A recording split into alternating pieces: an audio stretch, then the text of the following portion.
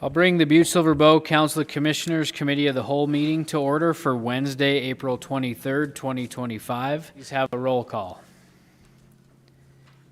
1 presiding, 11 present, 0 absent. Okay, please let the record reflect every commissioner is here tonight. Moving on to the prayer and the pledge, Commissioner Walker, would you lead us in the prayer? Almighty God, we implore you, look upon us and guide us this night as we make decisions which so greatly affect our community of Butte-Silver. Direct our thoughts, words, and deeds so that we please you and best serve our fellow citizens. Amen. Pledge allegiance to the flag of the United States of America and to the republic for which it stands, one nation, under God, indivisible, with liberty and justice for all.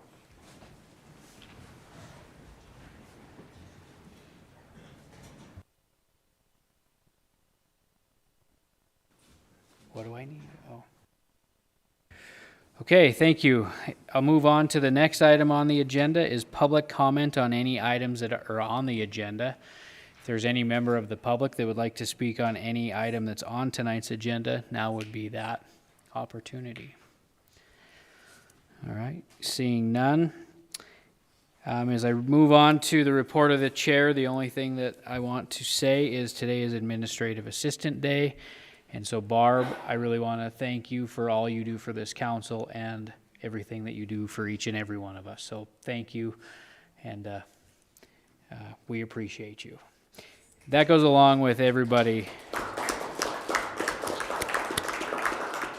That goes along to every other administrative assistant in this county. As County Attorney Enruth alluded to, a lot of work gets done by a lot of folks in this courthouse that don't always get recognized, but thank you for doing what you do. The other announcement that I would have, it's my understanding that in the next week or so we'll be having a different voting system. As you will notice, the old relic in the corner that used to have some of our names on it is now gone. As far as the forward facing for the public, nothing will change as far as availability to the votes or any of that stuff, but you will be seeing a different technique being utilized, maybe a few new microphones, that type of stuff. So we'll be seeing some changes. You'll see them on your desk.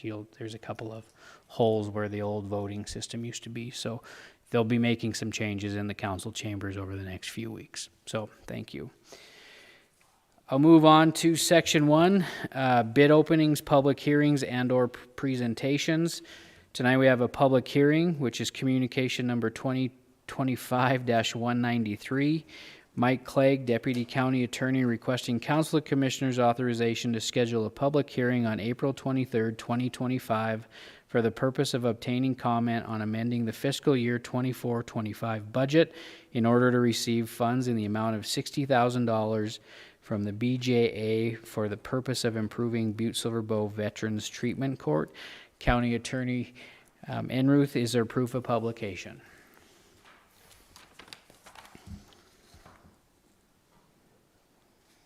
Chairman Morgan, yes, there's proof of publication. Okay, thank you. County Attorney Enruth. Yes, I'm sitting in for Mr. Clegg today. If there are any comments on what the funds will be used for the Butte Veterans Court. Okay. Is there any questions from the commissioners? Commissioner Shea. Thank you, Mr. Chairman. County Attorney Enruth, is there a timeline on this? Specifically asking because the resolution, is the timing of the resolution that we currently have in place going to work? Chairman Morgan, Attorney Commissioner Enruth. Shea, can you repeat the question? So the resolution for this was on the Judiciary Committee, which we, did we change this and move it to final? No, we held it. So we held the resolution in abeyance pending the public hearing in Judiciary. Is this something that, is that going to hold up the receipt of these funds? County Attorney Enruth. Chairman Morgan, Commissioner Shea, yes, I do believe that it is time sensitive to get the funds out. So the quicker we move, the better. But yes, if it's held up in Judiciary, it will hold up getting the funds. Okay. Follow-up, Commissioner Shea. Procedurally, because we did not adjourn Judiciary Committee because we ran out of time, and we will be reconvening after the meeting. Would this be eligible for a motion to reconsider so we can move it to final? County Attorney Enruth. Chairman Morgan, Commissioner Shea. Yes, that's exactly what I was just thinking. Okay, thanks. Any other questions from the commissioners? Okay, seeing none, at this time I'll open up the public hearing. I'll ask for any proponents. If any member of the public would like to be a proponent for Communication 25-193, now would be your opportunity. Please come up to the podium and state your name and address for the record. Reddy Frost, 2000 Roberts Avenue. I am a proponent of this. Support our veterans. Thank you. Thank you. Second call for proponents. Third and final call for proponents. At this time, I'll ask for any opponents. First call for opponents. Second call for opponents. Third and final call for opponents. At this time, I'll close the public hearing for Communication 2025-193. Moving on to presentations, Communication 2025-190. Beth Worm, Butte-Silver Bow Human Resources Director, requesting Council of Commissioners authorization to schedule a presentation for April 23rd, 2025 regarding the renewal of the Butte-Silver Bow self-funded health insurance for July 1st, 2025 to June 30th, 2026 plan year. Miss Worm. I think we have a PowerPoint. Perfect. Thank you, Commissioners. For the record, my name is Beth Worm, HR Director for Butte-Silver Bow. Thank you for the time today to discuss the Butte-Silver Bow self-funded health insurance renewal. I'll walk you through how the plan year has been going up to this point and what we're looking at for our renewal. We continue to work with Marsh McLennan Agency as our broker for the self-funded health insurance.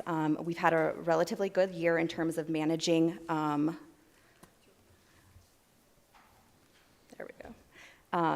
managing large claim costs. While we have 5 large claims, our year-to-date funding levels are currently at 96.1%, which is slightly below the projected funding levels.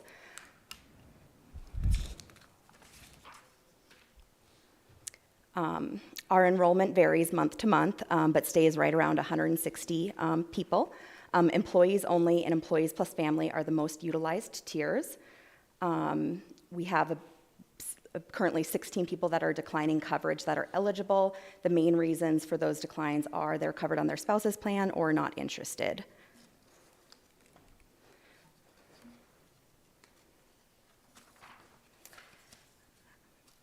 Our objectives remain the same. Every year when we look at our renewals, our broker markets benefits to ensure that we're providing an affordable health benefit plans that meets the needs of our employees and their families without reducing benefits. So we'll discuss the benefits that we have, what we marketed, and what we didn't. We'll also discuss a few changes that we're making. We were able to secure pretty minimal increases to health insurance, so we are excited about this renewal. The first benefit I'll talk about is our EAP. So last year we switched EAP providers from CureLink to Intermountain, and EAP is the Employee Assistance Program. We will continue to have Intermountain for our EAP. There were no increased renewal rates for Intermountain. This slideshow, though it's very small, so I apologize for that, shows the utilization rates from implementation to the end of 2024, so 6 months of data. And while the utilization still remains low, we are hearing good things about Intermountain EAP and their responsiveness compared to our provider before. We are always continuing to encourage our employees to utilize the EAP if and when they need to. We send out emails, postcards. We include the EAP information in various trainings and get it out as much as we possibly can. We did look at switching our health insurance TPA or third-party administrator with an alternative such as Allegiance, but ultimately decided to remain with Blue Cross Blue Shield as our TPA for medical, dental, and vision.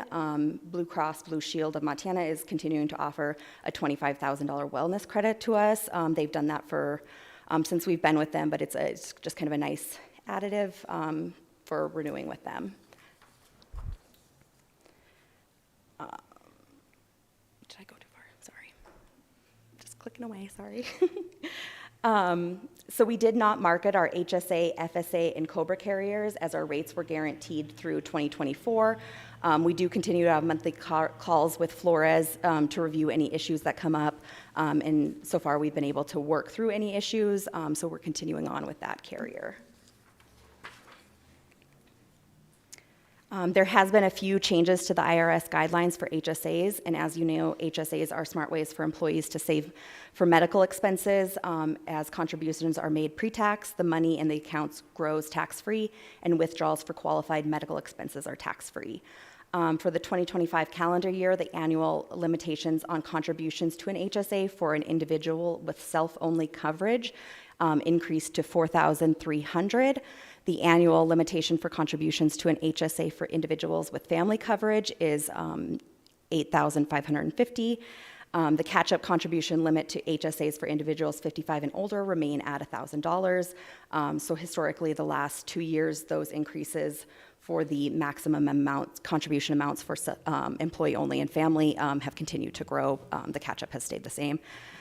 Additionally, the IRS guidelines will require our middle tier plan to change from a $3,200 deductible to a $3,300 deductible, and those are just IRS guidelines. So stop loss is our largest component of our premium, so it's always one of the biggest aspects that we spend the most time on with renewal. Stop loss insurance helps to protect self-funded employers from the financial loss associated with catastrophic claims, both on an individual level and across covered populations. Marsh McLennan marketed our stop loss to the Marsh McLennan Stop Loss Agent Center of Excellence and compared it to market rates. We were able to get a very competitive quote back. Our current stop loss provider, Voya, came back with a 0.1% increase to current rates, which that itself would have been pretty great. But then Blue Cross Blue Shield offered a 6% decrease to our current rates, and Granular came back with a 12.7% decrease, and HMIG was the most competitive at a 17.1% decrease to our current stop loss premiums. So making this switch has an estimated savings of over $160,000 to the plan. We did switch from Blue Cross Blue Shield to Voya last year, and so we are looking to switch from Voya to HMIG. The stop loss carrier does not have any effect on members directly, and they won't see any disruption from these changes.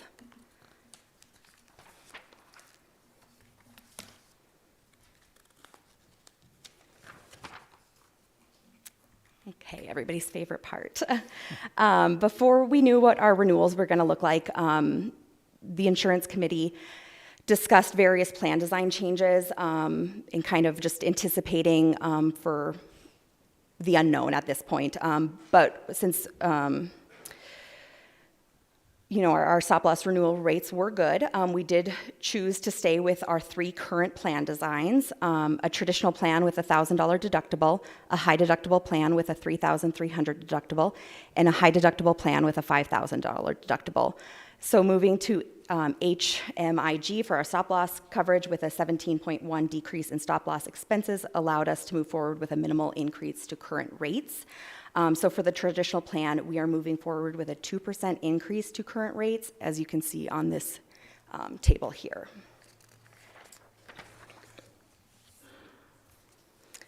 For the $3,300 deductible plan, we're moving forward with a 2% increase to current rates, as you can see on this table. You'll also see that the $5,000 plan has various changes ranging from a 1.75% increase to a negative 4.6% decrease. Since we stayed with the current plan designs, we did want to address a couple of things that we had been talking about when we were talking about our plan design. One of those things was that we wanted to address the varied tier spread between the 4 tiers. And when I say tiers, I'm talking about employee to employee plus spouse to employee plus children to employee plus family. So all 3 plans have 4 different tiers within them. And all 3 plans currently have different tier spreads. There's no consistency with that. So we are looking to kind of standardize that spread a little bit more, and I'll talk about that more on the next slides.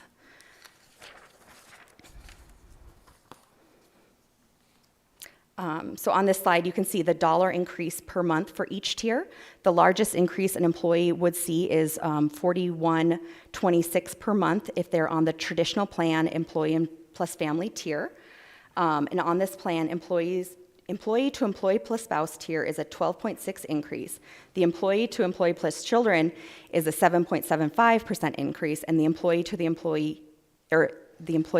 family tier is a 19% increase.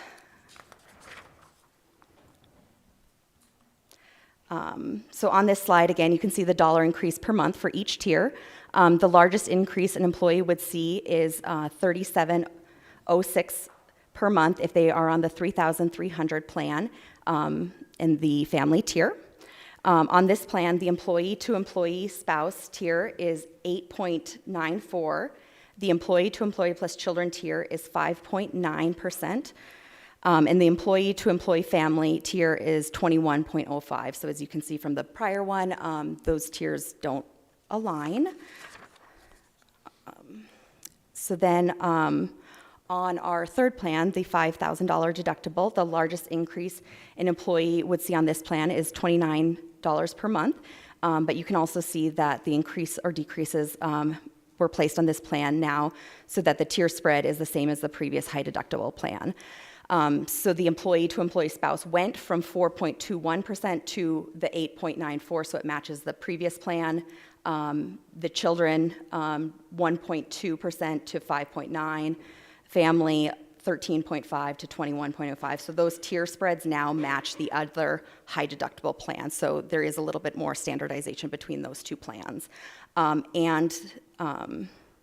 So the changes allowed for more uniformity in the tier spread. Another thing we discussed as a priority with renewal was looking at having an employee-only plan that was largely covered by the employer contribution. This decrease to the employee-only tier not only aligns the tier spreads, but also makes it so that the employee-only tier on this plan is largely covered by the employer contribution. We felt this was important to remain competitive with other insurances while maintaining our approach to affordable family coverage. We also anticipate this may increase enrollment as employees who have coverage elsewhere may choose to pick up this employee-only coverage in addition to other coverages they may have. Now I'll turn it over to Emily so she can walk through some of the details of the plan design. Thank you, Beth. Thank you, Beth. Turn that off? No. Okay. Chairman Morgan, members of the council, thank you for allowing me to be here tonight to present. I am Emily Jonart. I am currently the HR generalist for Butte-Silver Bow. I've been with the department now just shy of 3 years, and I most recently took on benefit administration. So I oversee a lot of the day-to-day operations of the benefits in the office, helping sign employees up for benefits, educating them on what benefits we have and what is available to them. And so while insurance is not the most exciting topic for everybody, I'm excited. Some people it is. I never thought I'd be an insurance nerd, but I'm certainly turning into one. I get to share with you kind of some of the some of our existing benefits that will continue for our employees, as well as some of the new benefits that we believe will enhance the overall health insurance experience that our employees have. So this first slide here, there are medical benefits, which are the 3 different health plans that Beth just touched on. So like you saw, there is going to be a different cost associated with these plans, but the coverage isn't staying the same. So the traditional health plan is still offered at $1,000 deductible, $2,000 for family, and then a maximum out-of-pocket of $2,500 for individual and a max out-of-pocket for $5,000 for families. And then you can see that increases the 2 high deductible plans. We have a $3,300 individual deductible and a $5,000 individual deductible on those 2.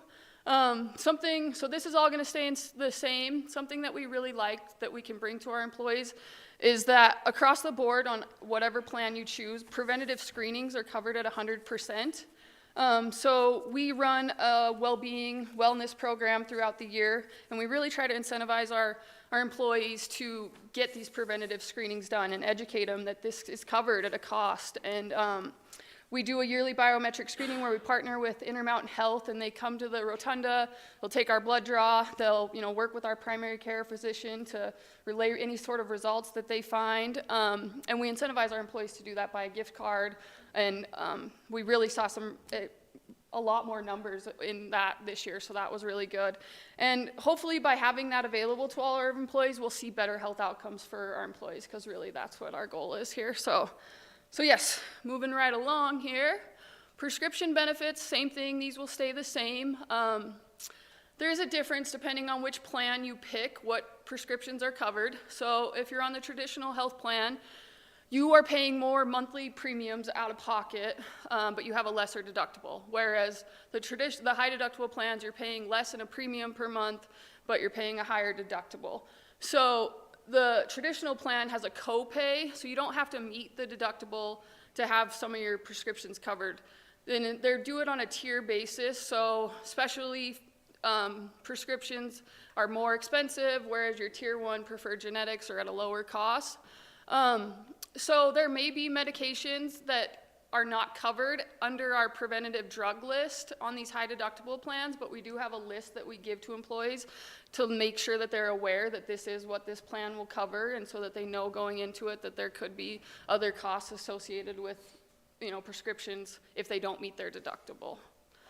Because you'd have to meet that $5,000 deductible or the $3,300 deductible before you would see any relief on those prescriptions there.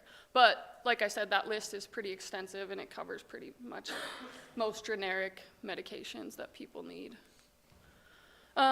So our medical, dental, and vision are all bundled together. So if you sign up for the medical, you get dental and orthodontic benefits as well, and that is not changing. So you'll still see the deductible staying the same for an individual and a family. And again, preventative care and screenings is paid at 100%. So that's huge for our employees too, to get them out there and scheduling those preventative care and screening visits. And they'll even cover basic dental care at 80% and major restorative at 50%. There's a maximum dental benefit of $1,500 per plan year for each covered individual. And then if it's for yourself, they'll pay 50% of your orthodontic. If it's for a dependent child less than 25 years of age, they'll pay up to $1,500 for orthodontics. So that's a nice thing if you have children who need braces like I do. Vision benefits, that is also, like I said, bundled in with the medical and the dental, and those costs are staying the same. What's covered is staying the same. You can get an eye exam at no cost to you once per plan year. They'll cover up to $125 for frames once per plan year, contact lenses. So that's a good benefit that we're glad is sticking with us. So this is on there because it does come up at renewal time, but this is it's something that's not just unique to the self-funded plan. It's what we offer to all of Butte-Silver employees who are benefits eligible. So if you are in a union or work 20 hours per week, you're eligible for this basic life insurance policy. And so we utilize Mutual of Omaha as our life insurance company. And we, at no cost to any of our employees or members, we offer a $10,000 benefit for employees, $2,000 benefit for a spouse, and a $1,000 dependent child benefit as well. So we never want to have to think about these things, but it is nice that we can offer this at free and no cost to help, maybe ease the burden of challenging time for a family member or such. And in addition to those, we have some supplemental life insurance policies that Butte-Silver doesn't contribute to their behalf, but are available to all of our employees to sign up for. We have voluntary term life, so that is used to cover funeral expenses, debts that the person may have had. And then we have accident insurance. That is supplemental to your medical. So I like to joke with my people who say they ride motorcycles and things that they should take a look at our accident life insurance policy. But they can give you a cash benefit for injury sustained to kind of help ease that deductible that you might have from your medical costs to kind of offset that. So that's a great benefit. And then critical illness is another one. It's offered to our employees, and you can sign up for it, and they will provide a lump sum, depending on how much coverage you have, upon the diagnosis of critical illness, such as cancer, or heart attack, or anything like that. And the nice thing about the Mutual of Omaha, we have a rate pass guarantee for the next 2 years, so these rates will locked in with us until 2027, and I think overall our members are pretty happy with the life insurance that we have right now, and so we're happy that we can offer that to everyone, whether they're on the self-funded plan or not. So now I'll kind of switch gears here a little bit and talk to you about the 2 new benefits that'll be coming to the health plan this year. So I think most of you are aware, telemedicine and a concierge service through HealthJoy currently. I think, it's been given to all of you guys when you've been onboarded and stuff, and it serves a kind of a dual purpose. It's a benefits wallet, and it also has a telemedicine feature. So we've been with HealthJoy now since 2019, and we've seen a significant decrease in its use in the last 6 months, but we do think it provides a benefit to our employees. I think people want to have telemedicine access, and they want to have a concierge service where they have their benefits in their hand and access to their information. So we went out with renewal, and currently we pay $7 per employee per month for HealthJoy. So regardless of you're utilizing it or not, we're paying that $7 per employee per month to have HealthJoy as a benefit. When it came time to do a renewal, they wanted a 5% increase. We didn't love that because obviously we want to provide the best service to our employees at the lowest cost. And so with the renewal increase and coupled with the underutilization, we kind of had an opportunity to look at other options and see what else was out there. HealthJoy is kind of unique that it has the 2-in-1 feature. We weren't able to find another app or platform out there that was doing both, so we kind of split it up, and so we went with MD Live as the new telemedicine provider, and that is through Blue Cross Blue Shield. It's a little small up there, I apologize, but they will cover virtual visits for over 80 health conditions. Oh, sorry, thanks, Claire. They will also do behavioral health. They have licensed therapists available, and it's 24/7 care. So 24/7 access to independently contracted, board-certified doctor or therapist. You can access them via phone, online video, mobile app from almost anywhere. And the nice thing about it is we're already utilizing Blue Cross Blue Shield for our medical provider, so it feels like a good partnership with them.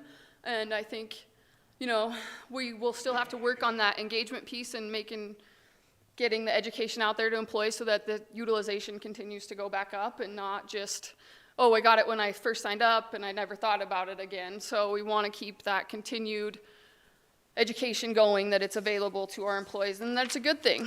And so the other thing that we looked at was an app called RightWay. And so RightWay serves kind of the concierge side of the HealthJoy app.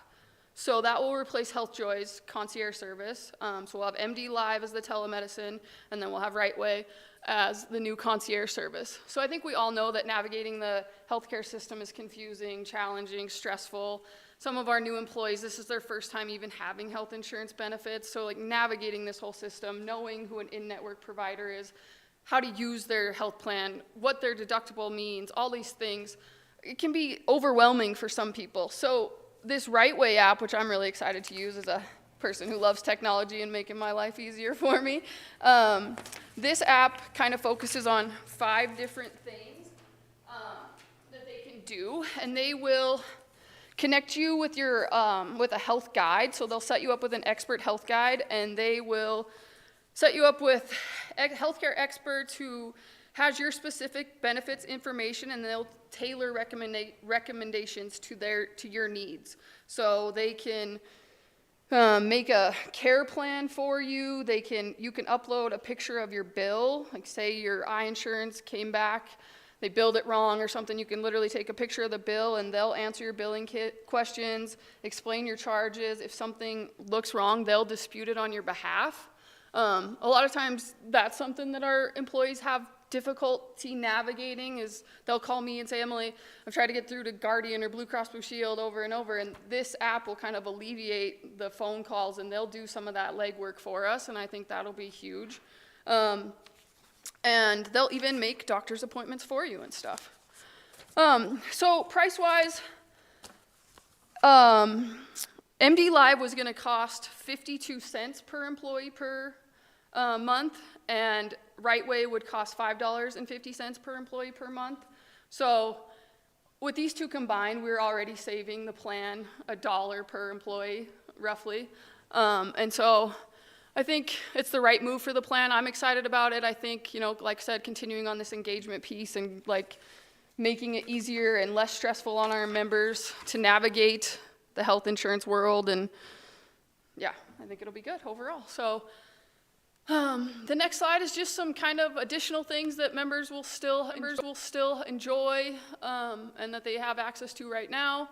Beth touched on health savings account. That's something we really want to educate people who are getting on the high deductible plans to look at having a health savings account as well to kind of offset that high deductible cost, to also be putting it into a health savings. Medical flexible spending accounts, limited flexible spending accounts, dependent care flexible spending accounts. So if you have a child under age 13, we can use pre-tax dollars to pay for daycare, which is a nice benefit. We'll still continue with our Mutual of Omaha life insurances. I talked on the new ones, which will be MD Live telemedicine and the Rightway mobile concierge service. We're still going to be using My Health Check 360 for that well-being program and our wellness program platform that we do. We still have some 457B retirement options from Nationwide, Corebridge Financial, or Empower. So those cards are available, and their contact information is in our office if anybody's interested in those things. Aflac. I just want to give a shout out to our administrative support of our Marshall McLennan agency team. They really do a lot of work in the back end to make all this come together for us, and so without their support, it wouldn't be as easy of a job. So we'll still have access to their support, and then we will still be utilizing Employee Navigator for all of our online benefits enrollment and stuff. So with that, the next last thing I have for you is just some information on our open enrollment meetings. So we're set to open enrollment window from May 12th to May 20th. All employees, including you guys, will use Employee Navigator to make your elections. Prior to open enrollment going live, we will have Megan Larson, the broker from Marsh McLennan Agency, joining me at the archives on Monday, May 5th, Tuesday, May 6th, and Wednesday, May 7th for open enrollment meetings to answer any questions you may have about the plan or anything like that. So yes, I will turn it back over to Beth. Sorry, I made a mess of all these papers. Too many things.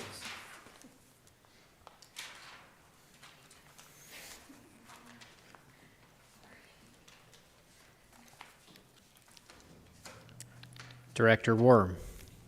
Thank you. So before we ended, I wanted to review the major takeaways for the upcoming renewal. We'll continue to have stable benefits. There's no reduction in health benefits. Medical, dental, vision will continue under Blue Cross Blue Shield with HSAs, FSAs, and COBRA managed by Flores. There'll be modest plan increases with premium increases ranging from 2% to a 4.6% decrease.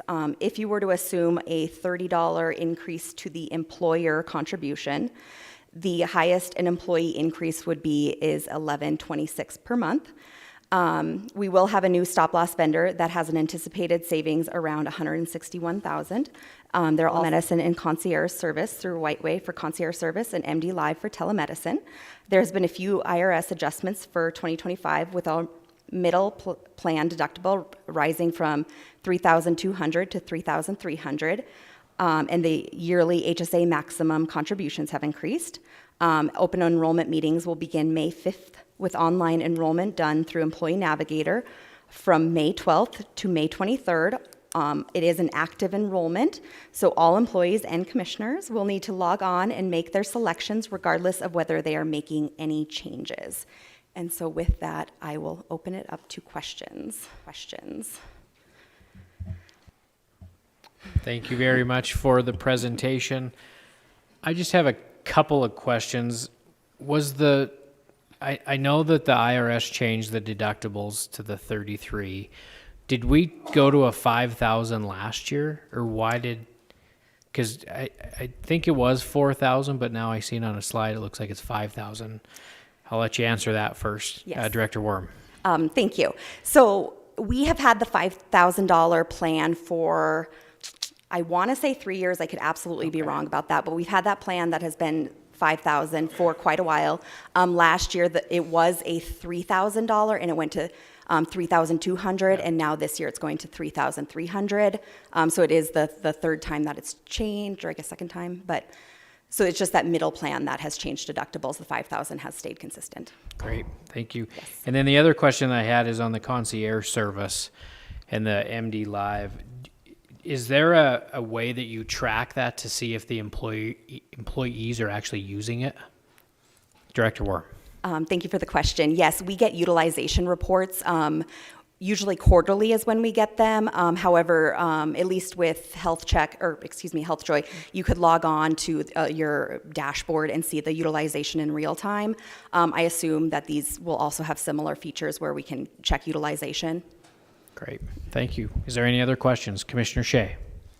Thank you, Mr. Chairman, Director Worm, Ms. Jonart. Thank you for the presentation. You know I'm an insurance nerd. I love this stuff. I want to compliment the work of the Insurance Committee and the work of your department for the plan management that happens. I don't think that people truly understand what has to go into a self-funded plan. There's a lot of compliance, there's a lot of cost, containing costs and all of these things, and with the consultants, that's really, really great. So I just wanted to make sure to call that out and commend you guys for that, so thank you. Thank you, Commissioner Shea. Commissioner Callahan. Thank you, Chairman Morgan. Thank you, ladies, for helping us out with a very difficult position. But I guess one of my questions is, your health savings account, does that roll over from year to year, or do you have to use it or lose it? Director Worm. I actually love that question. So HSAs are your money. They're yours to keep. They can go into retirement with you. I always make the joke that, flexible spending accounts have their name, but really HSAs are more flexible. But that is absolutely your money. You can use it whenever for qualified medical expenses into retirement. It is your money. It's a great benefit. Thank you. Any other questions? All right, seeing none, thank you both for the presentation.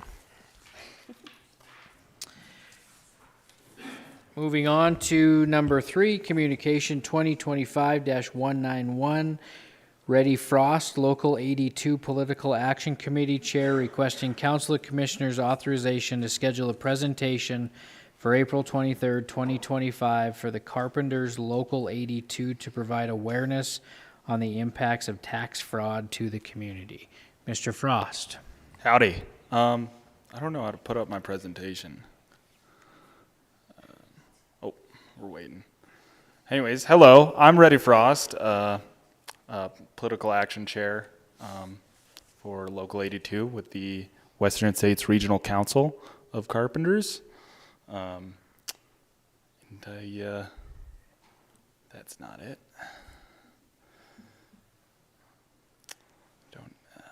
Hope you guys are all having a great day. I think you should talk about hazard mitigation plans. Oh, well, I don't know if that's in my notes, but this might be able to help. Do we have a presentation for him? Yep. Yeah, I emailed it to you with the other forms. Anyways, I had a presentation.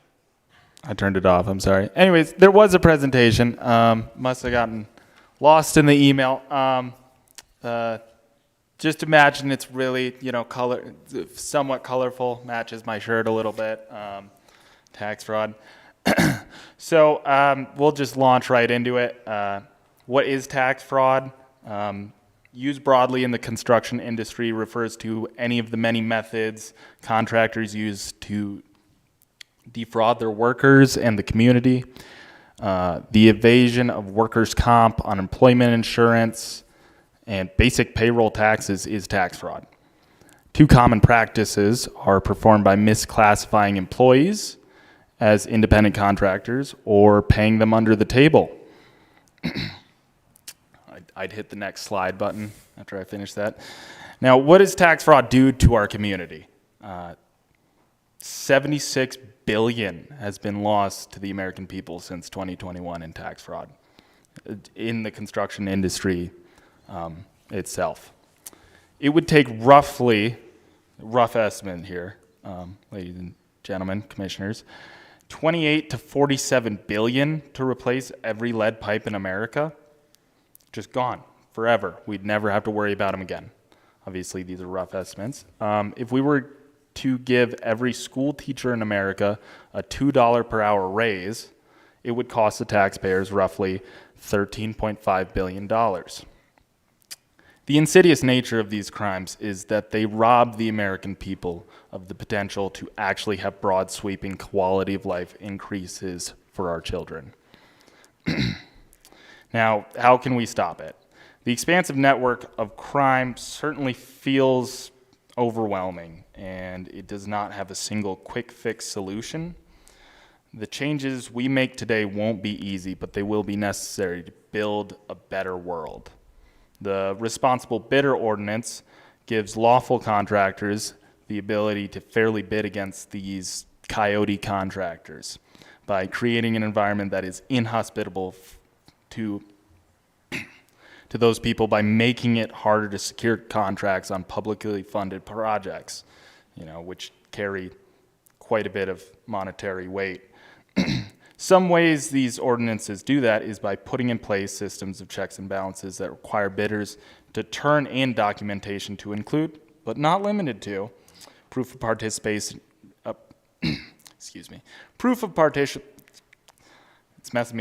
participation in an accredited apprenticeship program, proof of certificate of insurance, pre-qualification surveys, and certificates showing OSHA training.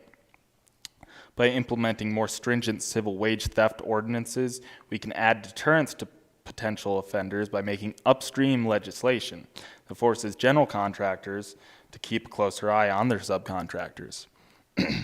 A common method used by coyote contractors is to hire a subcontractor onto a job, and then the subcontractor hires improperly documented labor.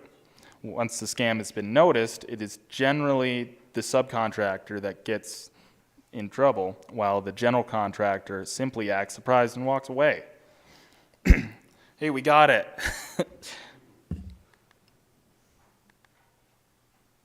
Okay, so, yeah. Where was I? We have seen cases where people have been using shady business practices, and they have had real impacts on our economy across it. Take the case of Joseph Dickey, owner of Alpine Customs Incorporated. He was charged with and pled guilty to failure to truthfully account for the pay over withholding FICA taxes, as well as failure to file employers and employees quarterly, return and pay his taxes. His crimes caused $803,374 in employer and employee payroll taxes to be left out of our economy. Without immediate action, the crimes committed against our people will deepen and fester, and we will only have ourselves to blame. We wanted to bring this up to you folks because not only is it important for our community, but getting rid of this tax fraud helps good contractors that pay their employees well and pay benefits compete in the market. When contractors don't have to pay any of these other taxes and the benefits and such on prevailing wage jobs, they can easily undercut good contractors who employ, locals and such. And with that, I'd open up to questions. Thank you, Mr. Frost. Do any of the commissioners have any questions? All right, seeing none. Mr. Frost, I'm assuming that you presented this to this body as a kind of a public awareness. Yes, sir. Allow us to kind of remember this as we go out for bids and that type of stuff, and that was your intent on coming before this body, right? it was my intent, Chairman. Great, thank you. Thank you. Is there any other questions? Commissioner Shea? Thank you, Mr. Chairman. Are there other local governments that have responsible bidder ordinances in place? Mr. Frost? Chairman Morgan, Commissioner Shea, there are indeed, I believe, Illinois. Yeah, Illinois is leading the charge on responsible bidder ordinance. Sorry. Okay. Follow-up, Commissioner Shea? Nope. Okay. Any other questions? All right, seeing none, thank you for the presentation. Thank you for your time, Commissioners, Chairman. You bet. Moving on to number 4, Communication 2025-207. Lisa Carey, Emergency Management Director, requesting Council of Commissioners authorization to schedule a presentation for April 23rd, 2025 regarding the Hazard Mitigation Plan. Ms. Carey.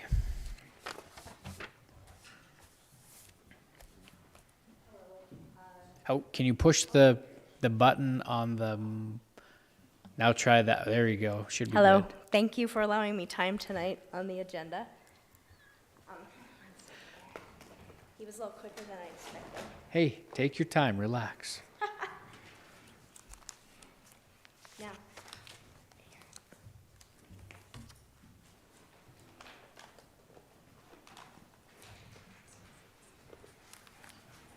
all right. I did send all of the hazard mitigation plans out in an email to you all, and I realized I did it the Friday before a beautiful Easter weekend. So I decided maybe y'all didn't get a chance to read every page. So I did print out the Butte Annex, because in my presentation, instead of going through every detail of what's in this plan page per page, I just wanted to do kind of an overview. So if you flip through the plan as we go through it, if you have questions, please ask. I don't know how to use this. Do you know how to use this? Okay. Oh, that one, green box. Very good. All right. So, I've lost my other pair of glasses. Every 5 years, you should update your hazard mitigation plan. And this plan, the state of Montana decided to go about it a little bit differently. Before, each jurisdiction in Montana was developing their own plan, usually with the assistance of a contractor through a grant that was through a hazard mitigation grant. But this year, they decided to try to do a regional project across the entire state.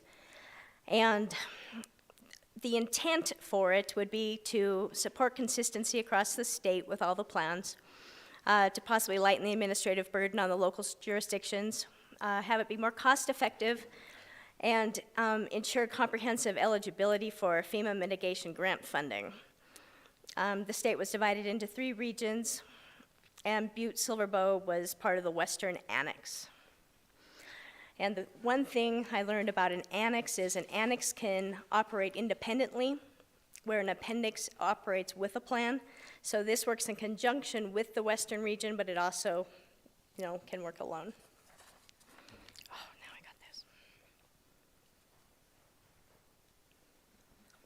So why do you have to have a hazard mitigation plan? Hazard mitigation planning reduces the loss of life and property by minimizing the impact of disasters. There are studies that have been done that say every $1 invested in disaster mitigation will save $6, but those are older studies. I've seen it across the years, say sometimes 7, sometimes 9. So I researched it a little bit, and it says now it can be up to $13 per $1 invested. So it's instead of paying for the response, trying to put a little bit of time into planning how to avoid the disaster is what hazard mitigation is about. The planning process is a whole committee planning approach. And the first steps are to organize the team, assess your risks and your capabilities, develop a mitigation strategy, and then adopt and implement the plan. Oh. All right, so the Western Montana Regional Hazard Mitigation Plan is 456 pages long. It's a very detailed document covering the jurisdictions in Western Montana that opted in. You had to choose to opt in to be a part of this regional plan, and some of the jurisdictions did not. Like, I don't think Gallatin County did, and I know Missoula did not. The team that we had developed, this is just the core team. There was many members of Butte-Silver Bow involved, but the team was Jim Merrifield.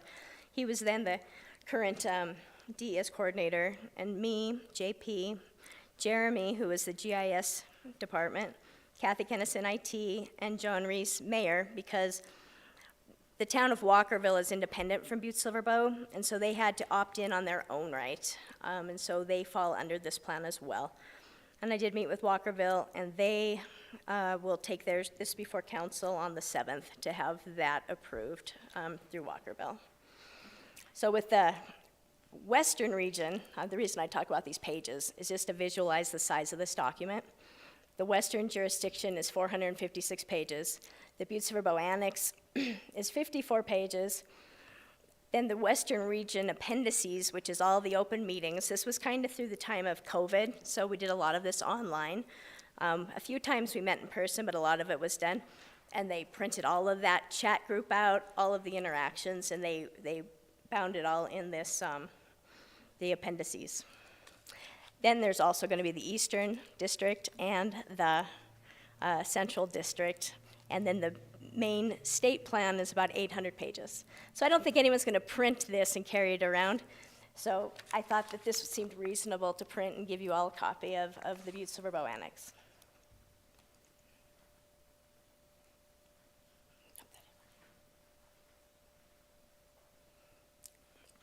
All right. So what does the plan contain? Well, they went and they did a lot of research. Now, this was state-driven, and the state went through an RFP process to find a contractor, and then the contractor really deep dove into all these demographics, and they presented us with a lot of data, and the data helps you determine the extent of the risk. You know, when you have to identify your hazards, and then you have to assess how big of a risk you have in association with the hazard. So on here you have your demographics of your population and I can see it better up here. You know, you know, your at-risk populations and your economic factors and such.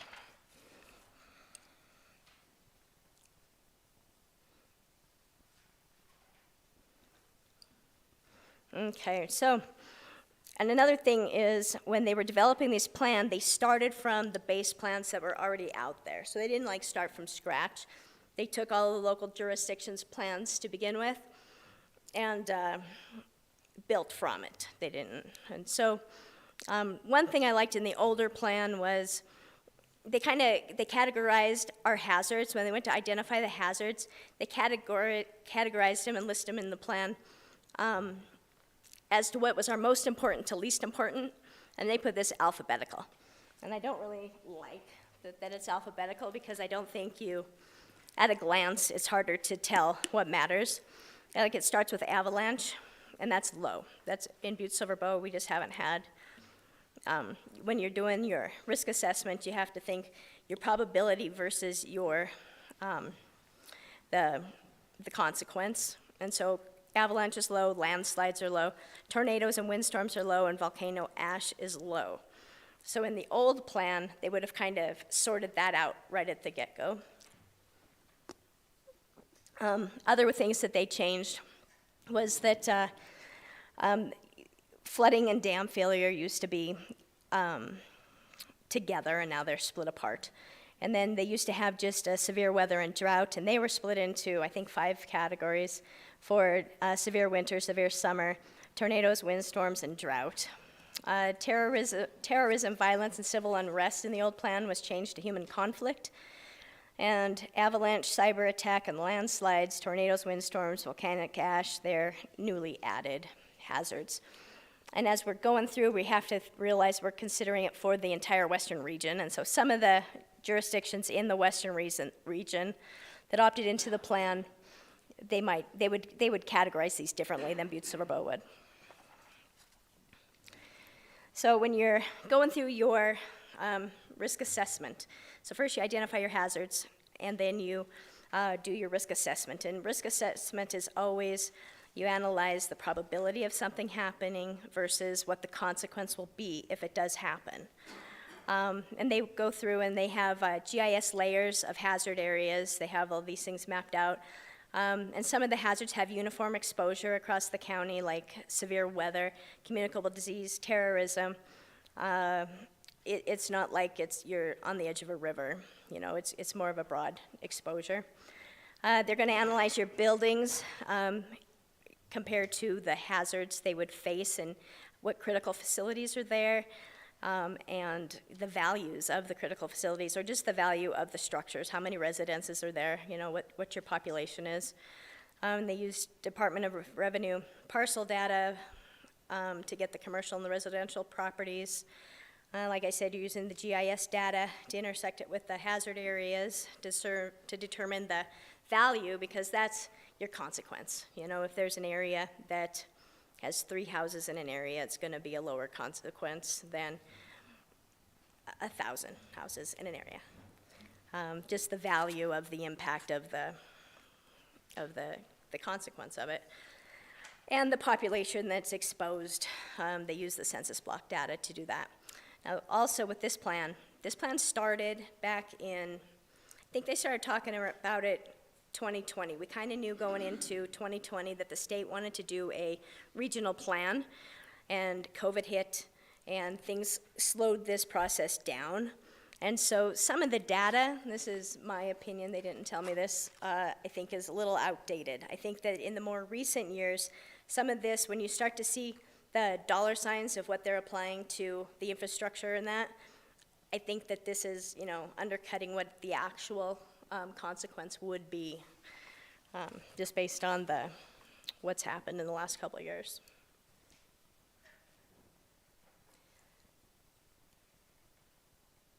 Oh, I didn't have that screen up there? Sorry. All right. So I didn't do all of the hazards that were identified. I just grabbed, I think, 2 of them out of there, just to show you how the book would work. And now I've given you a copy of the book as well. Butte-Silver Bow, hazardous material incidents are very high.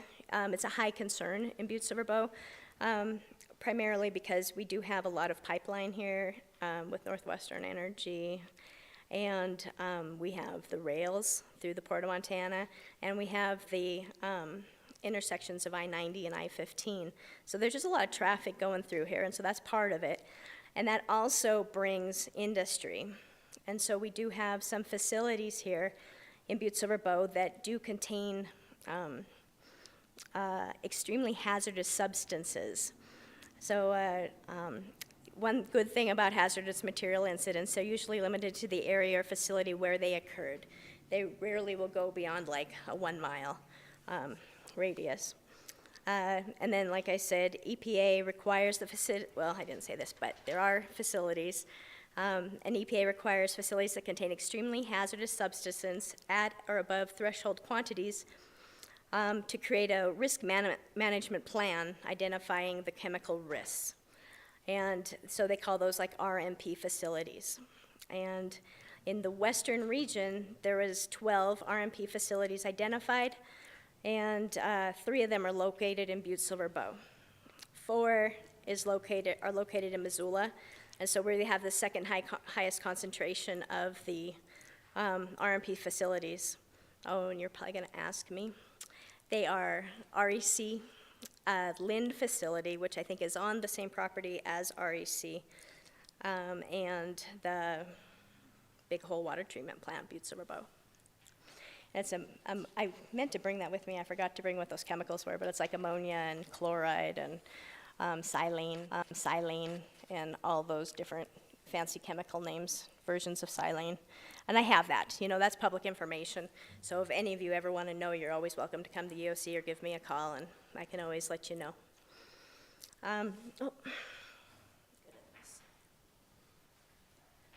All right, so in the book, they have a lot of mapping, and this is where I talk about the ArcGIS systems, where they overlay the hazards. And so when you're talking about hazardous materials, you want to know where your traffic areas are. The first map shows the pipelines located within Butte-Silver, and the second one is the railways. And they have a little pop-out on there for where the Port of Montana is. And the Port of Montana does come to LAPC meetings when able, and so there's good communication there. That's primarily, this is outside of hazard mitigation a little bit, but that's primarily LAPC's function, is identifying chemical risks or hazardous materials risks within your community and having open discussions about them. So hazmat generally follows major shipping routes where possible, including road, rail, pipelines, creating a hazard area immediately neighboring these routes. Hazard areas created by buffering highways, railroads, and hazmat facilities by a quarter mile in tools like ArcGIS for use in multiple types of planning, such as emergency response, public health, land planning, and zoning restrictions.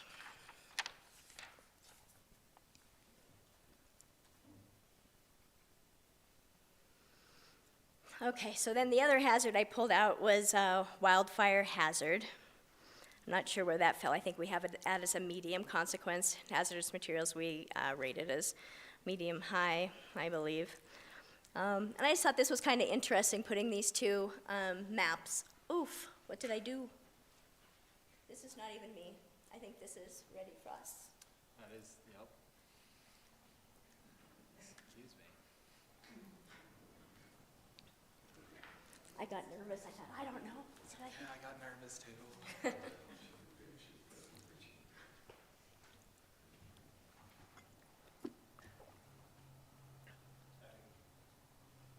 Well, anyway, Having- what that map was comparing was our wildfire hazard areas versus where our Butte-Silver has critical facilities located. And that kind of goes against your consequence of if there was a wildfire in the areas of your critical facilities. Thank you. Now do I push this to get back?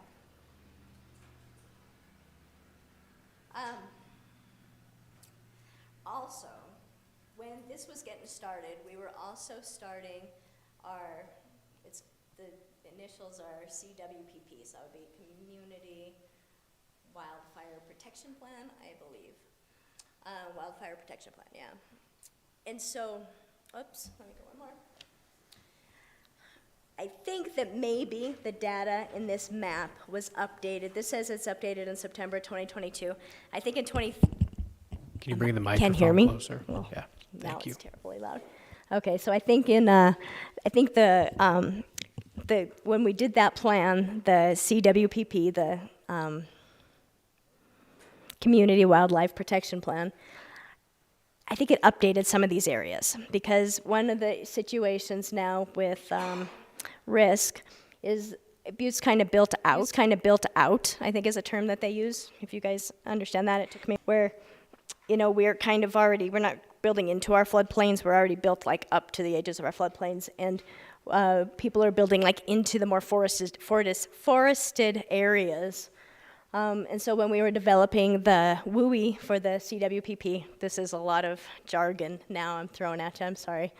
But this would be a little bit more. I think you'd see more hazard areas on this map. I think we increased some of those areas. But anyway, that was compared to the critical infrastructure. Now I got some more. So here's where they took some of the data and they lined it up with those maps. So that areas that are extreme risk to wildland fire, it shows you how many lifelines. Okay, I'm just gonna go one more slide forward for a second. So this is like FEMA lifelines, and it just helps you get a visual of the type of things of the infrastructure you're protecting. Like when you go to communications, you see communications is what falls under that category would be infrastructure. I can't read that. Your dispatch, your responder communications. I can't read it. I'm sorry. So anyway, going back, just to get you an idea what these lifelines are. So that's what, so that's what this first chart is. It's just showing your lifelines. It says that in Butte, extreme risk to wildfire hazards, there's 31 communication infrastructure, 14 energy, 1, I can probably read it better on here, water, shell, but it just kind of, and so gives you an idea of just the infrastructure that'd be at risk. So the total would be 56 out of all of those different areas, and Walkerville would have 5. And then you'd carry it over to what the values are of those when they went through all of the data. And then they also have the population on the end. I almost tried to throw in more data on the population that would be affected from the high-risk areas to wildfires, but they have it at the last column on the second chart. Just to give you an idea, and see what you do when you're hazard mitigation planning, you take this data and you decide how can we help. You understand what your risks are, you know the consequence if the fire or whatever the hazard is comes through. And then you try to implement some strategies. You set some goals and some objectives, and then try to work as a group, as a community effort to develop some strategies to lower your risk.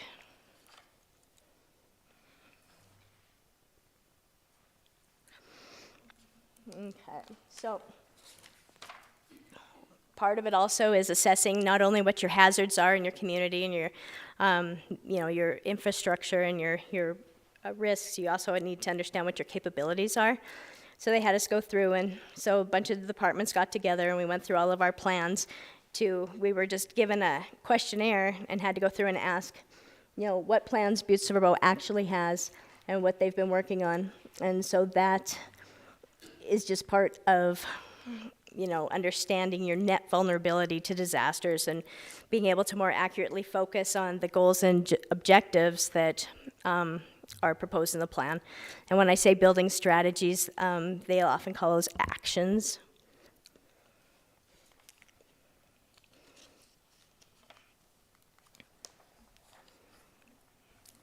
So then you have, so once you identify your hazards, you assess your risks, and you know your capabilities, then you start to meet and you go over goals and build strategies. During the creation of the 23 regional plan, the counties in the western region decided to collaborate and develop a set of new uniform goals, which were adopted by all the counties in the region, and move away from hazard-specific goals. They adopted goals as follows. I could read those to you, or you could, do you want me to read them, or are you okay? Just to reduce the impacts to people, property, and the environment, protect community lifelines and critical infrastructure, promote education and outreach to the public around hazards and mitigation, promote regional cooperation and leverage partnerships, sustain and enhance jurisdictional capabilities, integrate hazard mitigation and other plans, processes, and regulations, ensure local mitigation programs, address underrepresented groups, and protect socially vulnerable populations, incorporate the potential impacts of climate change to all the mitigation activities. The Butte-Silver County Planning Team also developed the following county-specific objective to supplement the region-wide goals. The objective was to work with the U.S. Forest Service to protect the Basin Creek watershed by removing the dead beetle-killed trees and creating a defensible space around the watershed from wildfire. And as you know, I said that this plan started. We're now in 2025. And so you know that this has already been done. This is a living document. And so it is constantly changing, and that's okay. We could find things that we want to add. We want to, we're working toward these goals already. So that is a good thing that we already did that. Additionally, the county planning team opted to keep the goals from 2016, and they were, reduce impacts from hazardous material incident, reduce impacts from wildfires, reduce impacts from earthquakes, reduce impacts from severe weather, reduce impacts from transportation accidents, reduce impacts that communicable disease has on public health, minimize effects of terrorism, violence, strikes, and civil unrest, reduce impacts from flooding, reduce impacts from all hazards, reduce impacts of fallen dead fuel sources, especially near watersheds. So the strategies that are, some of the strategies that we've outlined, I didn't put every strategy in there, but the strategies actually on the plans that you have are the legal size sheets of paper. They're called actions. So like for hazardous material incidents, some of the things outlined are to educate teachers and school staff in schools near hazardous material facilities, and transportation routes, and how to limit exposure to hazardous materials to students during an incident. Encourage owners to install perimeter fencing at bulk chemical and petroleum facilities. Ensure local community emergency responders have adequate training to respond to hazardous material events consistent with local capabilities. Pursue funding for supplies and equipment trailer. Invite railroad companies to be part of LEPC and do exercises every 2 or 3 years with them.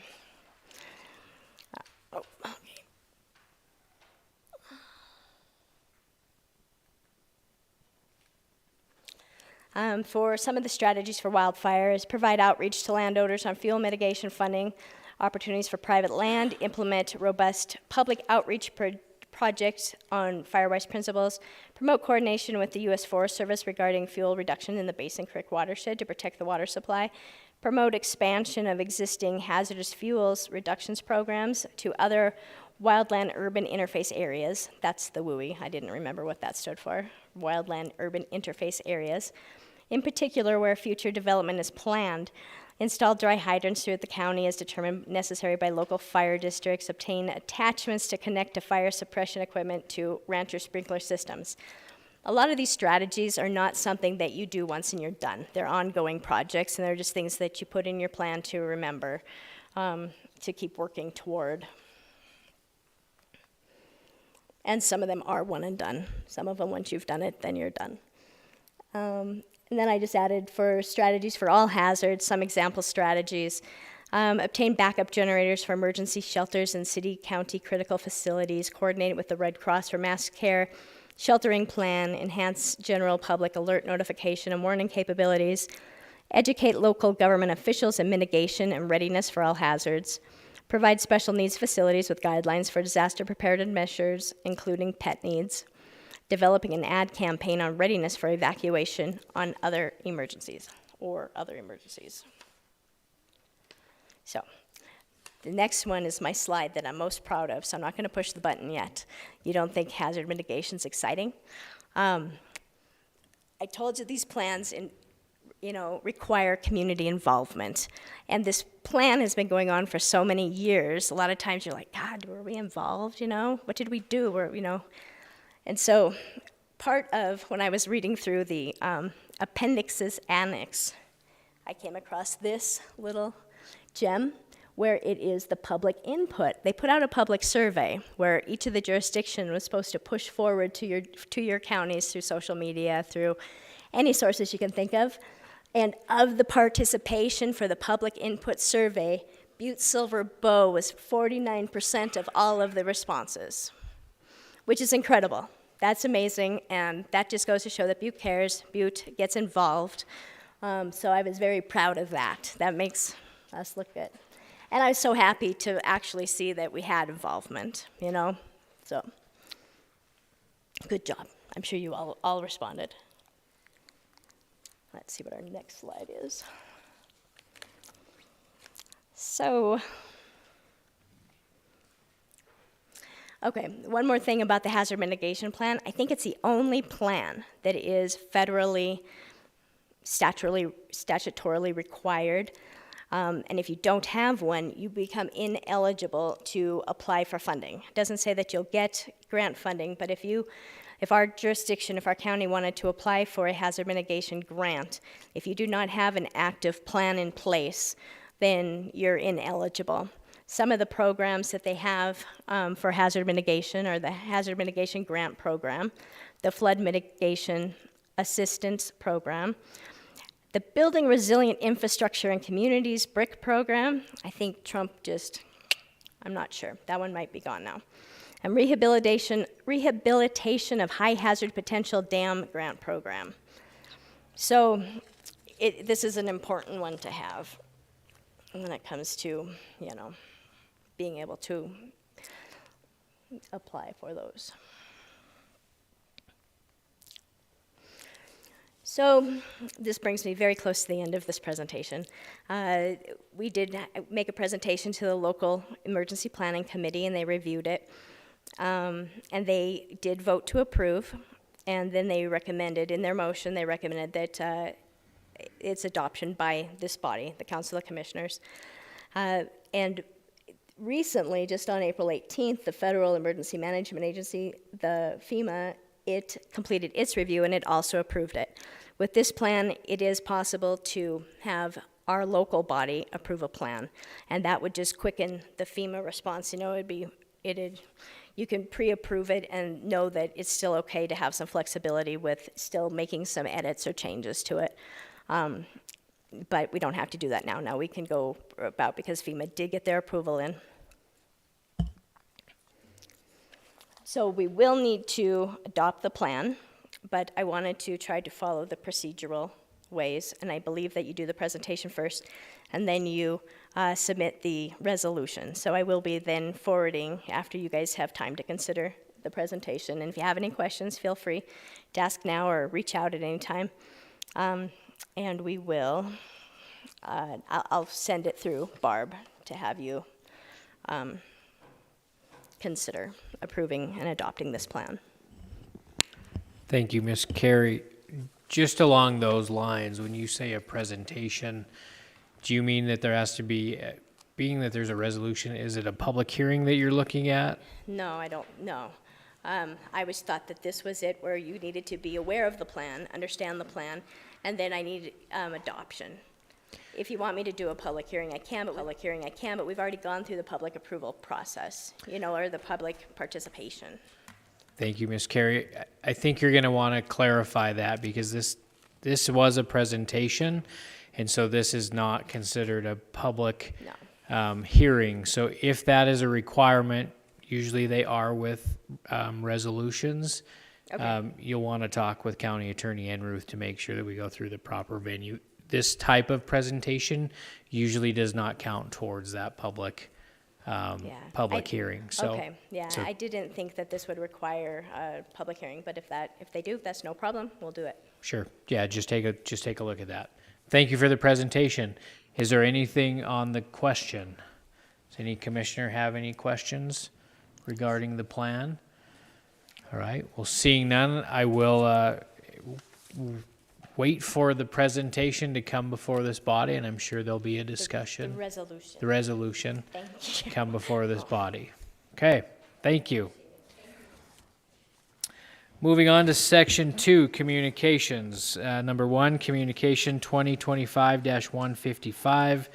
Lisa Carey, Emergency Management Director, requesting Council of Commissioners authorization to schedule a public hearing on April 16th, 2025 for the purpose of amending the fiscal year 24-25 budget to allow for increased expenditures of unanticipated revenue received from the State Homeland Security Grant Program in the amount of $114,617.00. There's a few extra things there.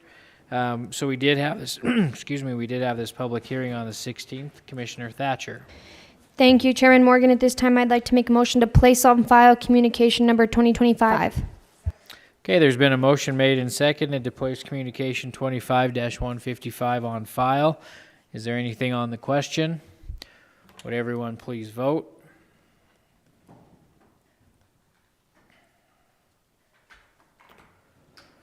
Would anyone like to change their vote? Would the clerk please record the vote? 12 yea, 0 nay. Thank you. Thank you. Motion passes.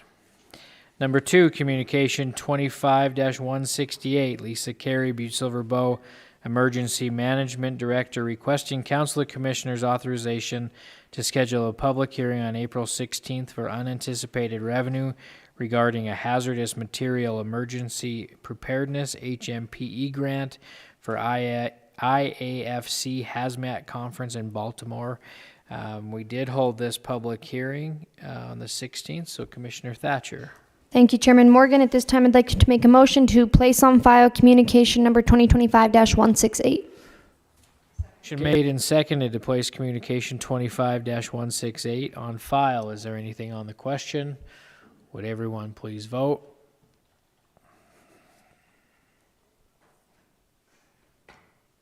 Including me. Would anyone like to change their vote? Would the clerk please record the vote? 12 yea, 0 nay. Thank 0 nay. Thank you. Motion passes. Number 3, communication 25-170, Lori Baker Patrick, Butte-Silver Bow County Treasurer, requesting Council of Commissioners direct the county attorney to prepare a council resolution authorizing the mailing of tax deed notifications. There was a resolution that was introduced last week, 25-19, but we'll continue to hold this in abeyance pending the adoption of that resolution next week. Number 4, communication 25-189, Kristen Rosa, Community Development Coordinator, requesting Council of Commissioners authorization to schedule a presentation for May 7th, 25 to give a presentation of the annual reports for the URA, HAS, South Butte TED, and Montana Connections TED. We'll continue to hold that in abeyance pending the May 7th council meeting. Number 5, communication 25-190, Beth Worm, Butte-Silver Bow Human Resources Director, requesting Council of Commissioners authorization to schedule a presentation for April 23rd, 25 regarding the renewal of Butte-Silver Bow's self-funded health insurance plan for the July 1st, 25 to June 30th, 26 plan year. We did have this presentation tonight, so Commissioner Thatcher. Thank you, Chairman Morgan. I'd like to make a motion communication number 2025-190. Okay, there's been a motion made and seconded for communication 25-190 to be placed on file. Is there anything on the question? Would everyone please vote?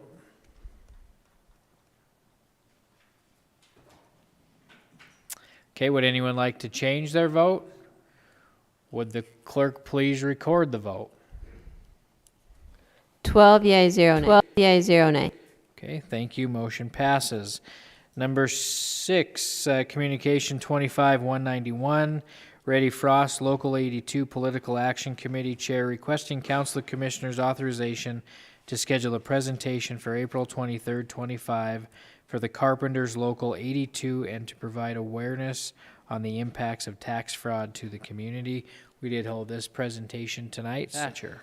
Thank you, Chairman Morgan. I'd like to make a motion to place communication number 2025-191 on file. There's been a motion made and seconded to place communication 25-191 on file. Is there anything on the question? Would everyone please vote?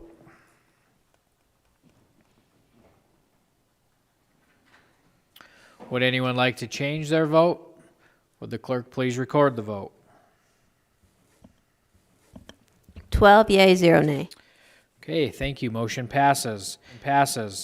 Number 7, 25-193, Mike Clegg, Deputy County Attorney, requesting Council of Commissioners authorization to schedule a public hearing on April 23rd, 25 for the purpose of obtaining comment on amending fiscal year 24-25 budget in order to receive funds in the amount of $60,000 from BJA for the purpose of improving Butte-Silver Bow's Veterans Treatment Court.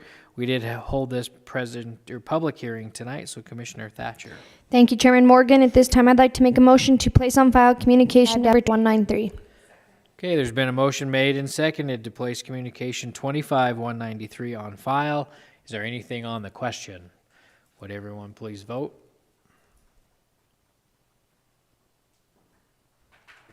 Would anyone like to change their vote? Would the clerk please record the vote? 12 yea, 0 nay. Thank you. Motion passes. Number 8, communication 25-201, Angie Mulliken, Public Works Budget Manager, requesting Council of Commissioners authorization to schedule a public hearing on May 7th, 25 for the purpose of amending the fiscal year 24-25 budget to allow for increased expenditures of unanticipated revenue. This is to allow for the purchasing a replacement carousel kiddie slide at Ridgewaters. We'll hold this communication in abeyance pending the public hearing on May 7th. Number 9, Communication 25-202, Mark Neary, Public Works Director, requesting Council of Commissioners authorization to schedule a bid opening for May 7th, 25 for the 25 Road Division Chip Seal Project. We'll continue to hold this in abeyance pending the May 7th council meeting. Number 10, Communication 25-207, Lisa Carey, Emergency Management Director, requesting Council of Commissioners authorization to schedule a presentation for April 23rd, 25 regarding the hazard mitigation plan. We did hold this presentation tonight, so Commissioner Thatcher. And I'd like to make a motion to place on file communication number 2025-207. Thank you. There's been a motion made and seconded to place Communication 2025-207 on file. Is there anything on the question? Would everyone please vote?